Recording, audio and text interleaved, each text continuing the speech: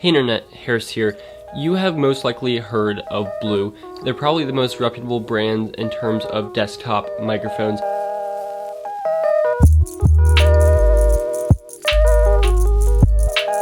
There's the Snowball, which is always being recommended for great value microphones to put on your desktop. It's always the under $50 top tech list for holidays, for just YouTubers, for beginners.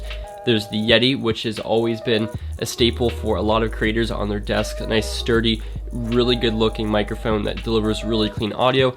You've heard of these products before, and they're great and they're reliable and they've been around for a long time and people buy them. But then there's a little bit of a middle market left between the small Snowball, which has the classic look and feel to it, and then there is the much bigger Yeti microphone. There's a little bit of a gap in between there for something smaller with a little bit less features than the Yeti, a little bit more features than the Snowball, but a little bit more compact than the large Yeti.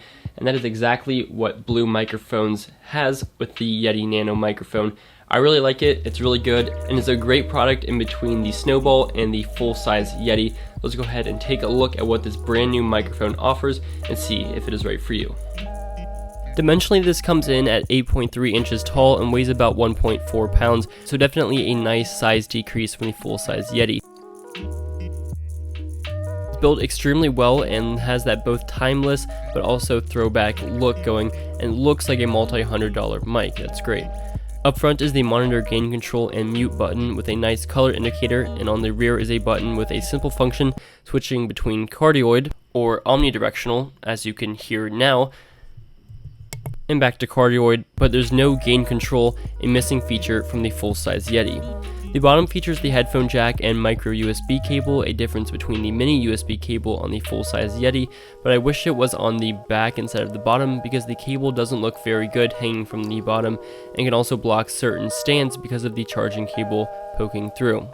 In terms of sound, well, here you go. All the voiceover audio has been from this mic, with input gain turned down on Final Cut Pro to try to eliminate some of the crickets chirping in the background of the dorm room. Here's the cardioid on the Yeti Nano. This is a test on the Yeti Nano microphone. This does not have input gain controls on the microphone itself, but it is at the same input gain on the recorder on my computer. So this is the heart mode. This is a test of the microphone. This is cardioid. Test 1 2 3. This mic has a 24-bit recording support for more detail-oriented high-end equipment and software, but for most recording situations it will fall back on the sufficient 16-bit recording, and this does come with some brand new software that the Snowball does not get.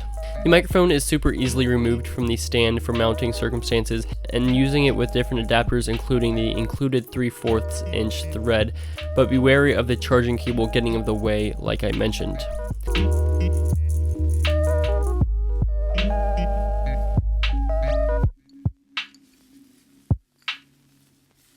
Cosmetically, I think it's only fair to mention the blue logo falling off the back of my unit. It's easily glued back into place, so it's not a big deal, and I hope this is just a review unit issue, but if you ran into this issue, I know Blue would make it right for you, so I'm not worried about that. It keeps the iconic look of Blue microphones. These things look like old school microphones that you would see in a sporting arena or just on a desk of a radio show host. They look really cool and they look great on your desk. This comes in a couple of colors. I really like the space gray one. It goes super well with the MacBook vibe or whatever setup you might have. It looks really good sitting on your desk, especially with the stand that is included, or you can take it out with the 1/4 inch thread and mount it on some type of stand. For me, trying to keep my college desktop as clean as possible, when I'm done with it, I unplug it and put it on the top shelf where it looks great up there, kind of as a bookend as well as just a centerpiece to the shelf. It goes up there for storage, but still looks really good, and I'm a big fan of just how this looks, and that's definitely a reason people are interested in these microphones, is because they look great, and just look how sturdy this thing is. It's, built like a tank. So if you're interested in a microphone that sounds really good, has a couple compromises, but in general is just simpler to use, more bells and whistles than the Snowball microphone, fewer than the full-size Yeti, but a more compact build for a consistently lower price than the full-size Yeti, because that varies between $100 and $150.